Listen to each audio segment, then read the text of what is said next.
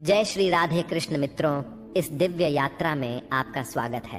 हे कृष्ण, जो भी भक्त आज इस वाणी को सुन रहे हैं उनके जीवन में आपकी कृपा बनी रहे और हर कठिनाई दूर हो। कहते हैं गीता को पढ़ लेने से या सुन लेने से आपके सारे जन्मों के पाप इसी जन्म में खत्म हो जाते हैं। भगवान श्री कृष्ण ने स्वयं अर्जुन को उपदेश दिया था, जो भगवत गीता के रूप में प्रसिद्ध है। भले ही यह ग्रंथ पुराना है, लेकिन आज के दौर में भी यह आपकी सारी परेशानियों का हल आपको दे सकता है। श्री कृष्ण कहते हैं, जब तक बेटा खुद बाप नहीं बन जाता उसे अपने पिता का हर निर्णय गलत लगता है। भरी हुई जेब आपको गलत रास्ते पर जरूर लेकर जा सकती है, लेकिन खाली जेब आपको जिंदगी का असली मतलब समझाती है। जो लोग सबकी परवाह करते हैं, अक्सर उनकी परवाह करने वाला कोई नहीं होता। अगर कोई पूछे इस दुनिया में आपका अपना कौन है, तो कह देना समय, क्योंकि अगर समय सही है तो सब अपने, वरना कोई नहीं। जिंदगी की लड़ाई अकेले ही लड़नी पड़ती है, क्योंकि लोग तसल्ली तो दे देते हैं पर साथ कोई नहीं देता। लोगों की फिक्र मत कीजिए, क्योंकि अगर आप नाकामयाब हैं तो लोग आपका मजाक बनाएंगे, और अगर आप कामयाब हैं तो वही लोग आपसे जलेंगे। शिक्षा कहीं से भी प्राप्त कर सकते हैं, लेकिन संस्कार हमेशा घर से ही मिलता है। पैसा एक ही भाषा बोलता है, अगर तुमने आज मुझे बचा लिया तो कल मैं तुम्हें बचा लूंगा। पैसा फिर कहता है, भले मैं ऊपर साथ नहीं जाऊंगा, पर जब मैं नीचे हूं तुझे ऊपर लेकर जाऊंगा। माता पिता का हाथ पकड़ कर रखिए, लोगों के पांव पकड़ने की जरूरत ही नहीं पड़ेगी। दिलों में वही बसते हैं जिनके मन साफ हो, क्योंकि सुई में वही धागा प्रवेश कर सकता है जिस धागे में कोई गांठ ना हो। बात किसी की अच्छाई की हो तो सब खामोश रहते हैं, लेकिन चर्चा अगर किसी की बुराई की हो तो गूंगे भी बोल उठते हैं। अगर कोई शख्स जिस पर आप सबसे ज्यादा भरोसा करते हो वह आपको धोखा दे दे या आपकी मदद के समय पलट जाए, तो यह मत सोचिएगा कि वह इंसान बदल गया। हकीकत तो यह है कि उसका नकाब उतर गया। जब बुरा वक्त आता है तो ऐसे लोगों के नकाब उतरते हैं, तो यह बुरा वक्त बुरा नहीं है, यह अच्छा वक्त है जिसने आपको आने वाले कल के लिए सचेत कर दिया। उसने आपको बता दिया कि आप गलत आदमी पर भरोसा करके बैठे हुए हैं। दिल के सच्चे लोग भले ही जीवन में अकेले रह जाते हैं, लेकिन ऐसे लोगों का साथ भगवान जरूर देते हैं। मत चाहो किसी को इतना कि बाद में रोना पड़े, क्योंकि यह दुनिया दिल से नहीं जरूरत से प्यार करती है। बात कड़वी है पर सच है। पुत्र की परख विवाह के बाद, पुत्री की परख जवानी में, पति की परख पत्नी की बीमारी में, पत्नी की परख पति की गरीबी में, मित्र की परख मुसीबत में, भाई की परख लड़ाई में, बहन की परख जायदाद में, और औलाद की परख बुढ़ापे में होती है। तू मुझे संभालता है, ये तेरा उपकार है मेरे दाता, वरना तेरी मेहरबानी के लायक मेरी हस्ती कहाँ। मैं रोज गलती करता हूँ, तू छुपाता है अपनी बरकत से। मैं मजबूर हूँ अपनी आदत से, तू मशहूर है अपनी रहमत से। तू वैसा ही है जैसा मैं चाहता हूँ, बस मुझे वैसा बना दे जैसा तू चाहता है। श्री कृष्ण कहते हैं, जिंदगी की रेस में जो लोग आपको दौड़कर नहीं हरा पाते हैं, वही आपको तोड़कर हराने की कोशिश करते हैं। कृष्ण कहते हैं, मत सोच रे बंदे इतना जिंदगी के बारे में, मैंने ये जिंदगी दी है तो कुछ सोचा होगा तेरे बारे में। जरूरी नहीं कि हर समय जुबान पर भगवान का नाम आए, वह लम्हा भी भक्ति का ही होता है जब इंसान इंसान के काम आए। दिया माटी का हो या फिर सोने का, यह महत्व की बात नहीं है, परंतु अंधेरे में प्रकाश कितना देता है यह महत्वपूर्ण बात है। इसी तरह कौन गरीब है या अमीर, यह महत्व की बात नहीं, वक्त पर कौन मददगार होता है यह महत्वपूर्ण बात है। जिंदगी एक खेल है, जीतोगे तो सफल बन जाओगे और हार जाओगे तो समझदार बन जाओगे, लेकिन सफल बनने के लिए पहले समझदार बनना जरूरी है। इसका मतलब जीतने से पहले हारना जरूरी है। निंदा से मत डरो, निंदा उसकी होती है जो जिंदा होता है, मरे हुए की तो बस तारीफ होती है। बुराई भी होना जरूरी है। अगर हर रोज तारीफ मिलेगी तो आप कभी जिंदगी में आगे नहीं बढ़ पाओगे। हमेशा यह बात याद रखना, ऊपर वाला अच्छे लोगों का इम्तिहान तो जरूर लेता है, पर साथ कभी नहीं छोड़ता। रिश्तों में वैसा ही संबंध होना चाहिए जैसे हाथ और आंख का होता है। हाथ पर चोट लगती है तो आंखों से आंसू निकलते हैं, और आंसू आने पर हाथ ही उनको साफ करता है। दिमाग से बने रिश्ते बाजार तक चलते हैं, और दिल से बनाए रिश्ते श्मशान तक। बारात में दूल्हे सबसे पीछे और दुनिया आगे चलती है, मैयत में जनाजा आगे और दुनिया पीछे चलती है, यानी दुनिया खुशी में आगे और दुख में पीछे हो जाती है। जब कोई दिल दुखाए तो सबसे बेहतर है कि हम चुप हो जाएं, क्योंकि जिन्हें हम जवाब नहीं देते उन्हें फिर वक्त जवाब देता है। जिंदगी में जितना शांत रहोगे उतना ही अपने आप को मजबूत पाओगे, क्योंकि लोहा ठंडा होने पर ही मजबूत होता है। जब ऊपर वाला आपसे कुछ वापस लेता है तो यह मत सोचो कि उसने आपको दंड दिया है। हो सकता है उसने आपका हाथ खाली किया हो पहले से कुछ और बेहतर देने के लिए। कर्म वह नहीं जिसका परिणाम हमेशा सही हो, बल्कि सही कर्म वह है जिसका उद्देश्य कभी गलत ना हो। बेइज्जती का जवाब इतनी इज्जत से दीजिए कि सामने वाला भी शर्मिंदा हो जाए। कुछ रास्तों पर आप अकेले ही चलते हैं, ना कोई परिवार, ना कोई दोस्त, ना कोई साथी, बस आप और आपकी हिम्मत। सच्चा मित्र वही है जो उस समय में भी आपके साथ खड़ा हो जब सारी दुनिया आपके खिलाफ है। गीता में लिखा है, यदि कोई आपको अच्छा लगता है तो अच्छा वह नहीं, अच्छे आप हैं, क्योंकि उसमें अच्छाई देखने वाली नजर आपके पास है। अगर कोई अकेला है तो इसका मतलब यह नहीं कि उसे कोई पसंद नहीं करता, बल्कि वह अकेला इसलिए है क्योंकि उसने दुनिया की औकात जान ली है। जो इंसान बुरे समय में भी मेहनत करता रहता है, उसका बुरा समय भी अच्छे समय में बदल जाता है। ईश्वर की शरण में निस्वार्थ भाव से जाए, क्योंकि आपको क्या चाहिए यह उन्हें पता है। जिस इंसान को सच बोलने की आदत होती है, लोग सबसे ज्यादा गलत उसी को समझते हैं। भरोसा यदि श्री कृष्ण पर हो तो वह सिर्फ कृपा ही नहीं करते, सारथी भी बन जाते हैं। मीठा झूठ बोलने से अच्छा है कड़वा सच बोला जाए। इससे आपको सच्चे शत्रु जरूर मिलेंगे, लेकिन झूठे मित्र नहीं। बुरे कर्म करने नहीं पड़ते, हो जाते हैं, और अच्छे कर्म होते नहीं करने पड़ते हैं। लोग नजरअंदाज तभी करते हैं जब उन्हें कोई बेहतर मिल जाता है या फिर स्वयं किसी बेहतर व्यक्ति की तलाश में होते हैं। इतना मत बोलिए कि लोग आपके चुप होने का इंतजार करें, बल्कि इतना बोलकर चुप हो जाइए कि लोग आपको दोबारा सुनने का इंतजार करें। खूबियां देखकर तो कितने ही प्यार जताएंगे, जिंदगी में जगह उसे दो जो कमियां देखकर भी साथ ना छोड़ें। आजकल जरूरत से ज्यादा अच्छा होना भी जरूरत से ज्यादा जलील करवा देता है। कभी उसको नजरअंदाज ना करो जो तुम्हारी बहुत परवाह करता हो, वरना किसी दिन आपको एहसास होगा कि पत्थर जमा करते हुए आपने एक हीरा गंवा दिया। जिंदगी का रास्ता बना बनाया नहीं मिलता, स्वयं को बनाना पड़ता है, और जिसने जैसा रास्ता बनाया है उसको वैसी ही मंजिल मिलती है। कभी कभी हम किसी चीज के लिए इतना परेशान हो जाते हैं कि हम यह भूल जाते हैं कि हमारे पास पहले से कितना कुछ है। जो मिला है उसकी कद्र करना सीखो, और जो नहीं मिला उसके पीछे भागना छोड़ो। अगर तुम्हें लगता है कि जीवन ने तुम्हारे साथ अन्याय किया है तो थोड़ा धैर्य रखो। कुछ समय बाद जब तुम पीछे मुड़कर देखोगे तो तुम्हें समझ आएगा कि हर चीज अपने सही वक्त पर सही तरीके से हुई थी। कई बार जीवन तुम्हें किसी बड़े नुकसान से बचाने के लिए वह चीज नहीं देता जिसकी तुमने इच्छा की थी।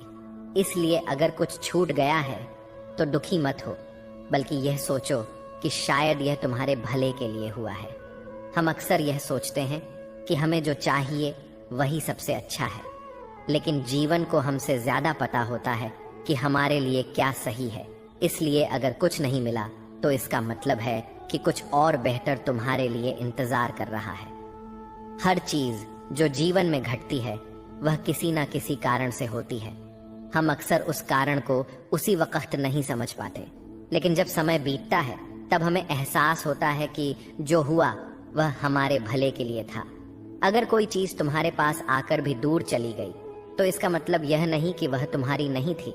इसका मतलब यह हो सकता है कि वह तुम्हें किसी और रूप में किसी और समय पर मिलने वाली है। जो तुम्हारे लिए लिखा गया है वह किसी भी हाल में तुम्हें मिलेगा, लेकिन तब जब तुम उसके लिए पूरी तरह तैयार हो जाओगे। जीवन पहले आपको योग्य बनाता है, फिर आपको वह चीज देता है जिसकी आपने इच्छा की थी। जो चीज अभी आपके पास नहीं है, हो सकता है वह आपको तब मिले जब आपको उसकी सबसे ज्यादा जरूरत हो।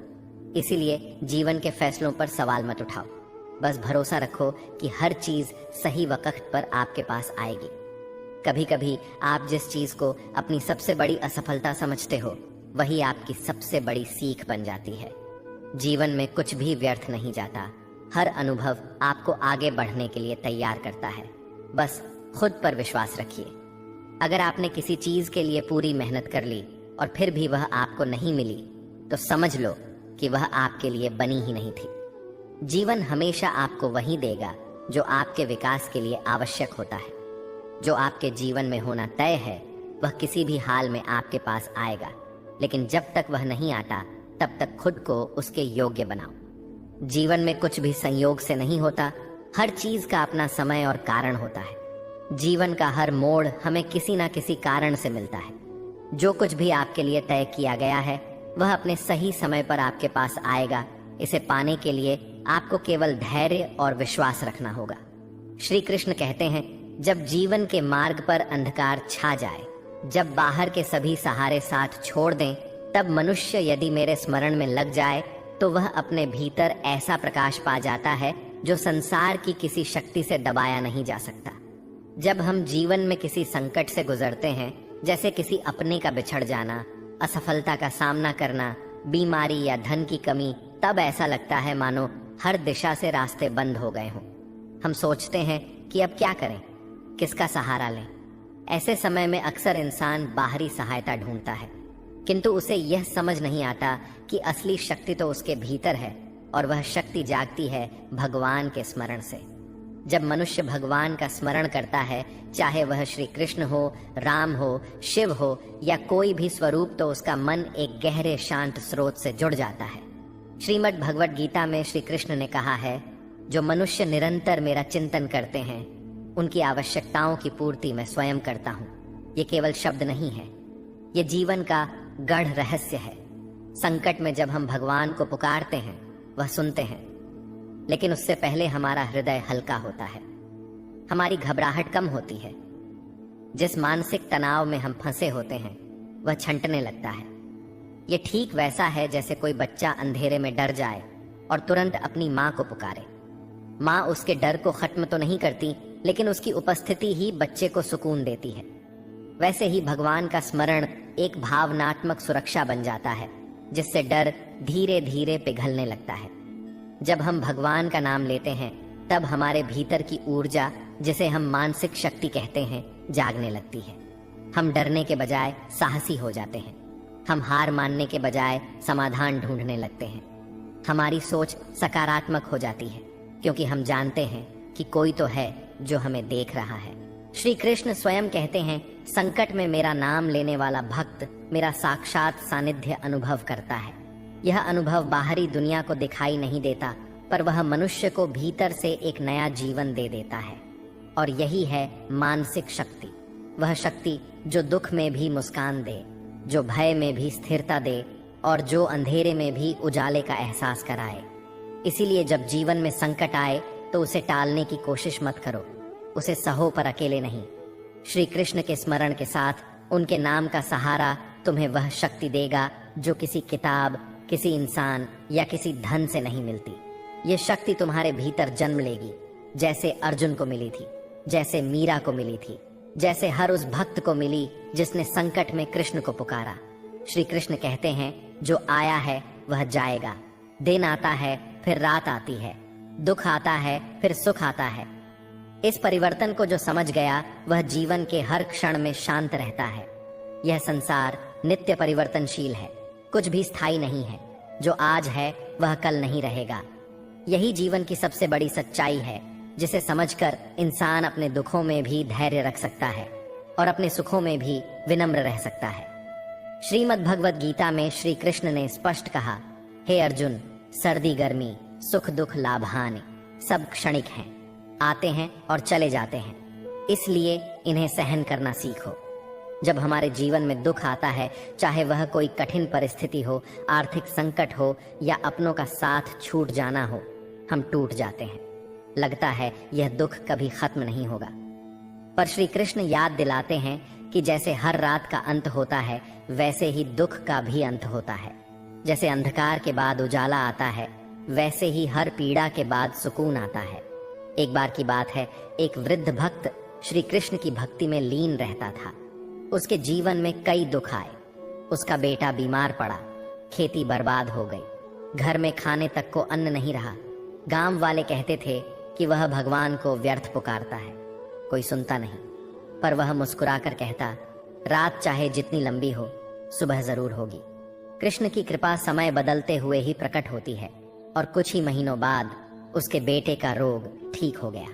बारिश अच्छी हुई और खेत भरपूर लहलहा उठे। गांव वाले हैरान थे, लेकिन वह वृद्ध शांत था। उसने कहा, कृष्ण मुझे पहले दुख देकर सहनशील बनाना चाहते थे, ताकि जब सुख आए तो मैं उसका अहंकार न करूं। ये कथा हमें यही सिखाती है कि हर दुख एक परीक्षा है और हर परीक्षा का अंत होता है। मनुष्य को अपने जीवन में यह स्वीकार करना होगा कि समय स्थिर नहीं रहता। जैसे दिन के बाद रात आती है, फिर रात के बाद दिन, वैसे ही जीवन में हर स्थिति स्थायी नहीं होती। कभी हम हंसते हैं, कभी रोते हैं, लेकिन जो इस चक्र को समझ गया वह रोते हुए भी मुस्कुरा सकता है और मुस्कुराते हुए भी विनम्र रह सकता है। श्री कृष्ण कहते हैं, जो मेरे ऊपर विश्वास रखता है उसके जीवन में कभी अंधकार स्थायी नहीं हो सकता। मैं उसके लिए वह समय चुनता हूं जब वह परिणाम को सहने की योग्यता पा चुका हो। मेरी योजना में देर हो सकती है, पर अंधेर कभी नहीं होता। जब हम जीवन में किसी लक्ष्य की ओर बढ़ते हैं, तब अक्सर हमें लगता है कि हमने सब कुछ कर लिया। मेहनत, प्रयास, प्रार्थना, फिर भी परिणाम नहीं मिल रहा। हम इंतजार करते हैं, लेकिन समय जैसे थम सा जाता है। लगने लगता है कि कहीं भगवान हमें भूल तो नहीं गए। क्या हमारी पुकार उनके कानों तक पहुंच भी रही है या नहीं? लेकिन वहीं पर श्री कृष्ण का यह गढ़ संदेश हमारे जीवन को दिशा देता है। देर हो सकती है, पर अंधेर नहीं। जरा सोचिए, अगर बीज बोते ही फसल उग जाए तो क्या वह मजबूत होगी? नहीं, उसे धरती की गहराइयों में रहना होता है, अंधकार सहना होता है, पानी और धूप की प्रतीक्षा करनी होती है, और जब समय आता है तब वह अंकुरित होता है, पनपता है और फिर विशाल पेड़ बनता है। ईश्वर का कार्य भी कुछ ऐसा ही है। वे हमें तुरंत फल नहीं देते, क्योंकि वह फल हमारी आत्मा को मजबूत बनाने के बाद ही दिया जाना चाहिए। जीवन में कई बार हमारी इच्छाएं तुरंत पूरी नहीं होती। एक परीक्षा देने के बाद, एक अवसर के लिए तैयारी करने के बाद, कोई स्वप्न देखने के बाद जब देर होती है तो हम टूटने लगते हैं। पर जो नहीं जानते वो ये है कि देर ईश्वर का मौन निर्माण है। उस देरी में ही वह हमारी परिपक्वता को आकार देते हैं। जैसे मिट्टी के दीपक को पकने में समय लगता है, वैसे ही हमारे कर्मों का फल भी पककर ही हमारे जीवन में आता है। नया दिन है, चलो कोई नई बात करो। कल बेशक हारे थे, पर आज नई शुरुआत करो। ना शौक, ना शोहरत, ना किसी के प्यार के लिए। तुम्हें जीतना है सिर्फ अपने परिवार के लिए। षड्यंत्र से सफलता तो हासिल की जा सकती है, लेकिन श्रेष्ठता नहीं। गुस्से की अकड़ ज्यादा चल नहीं सकती। मौत की घड़ी कभी टल नहीं सकती। लूट कर दौलत भले ही जमा कर लो, पर पाप की कमाई कभी फल नहीं सकती। दोस्तों, इस वीडियो में बस इतना ही। मैं आशा करता हूँ कि आपको इस वीडियो से बहुत कुछ जानने को मिला होगा। वीडियो को लाइक और शेयर करके कमेंट में जय श्री राधे कृष्ण लिखना ना भूलें।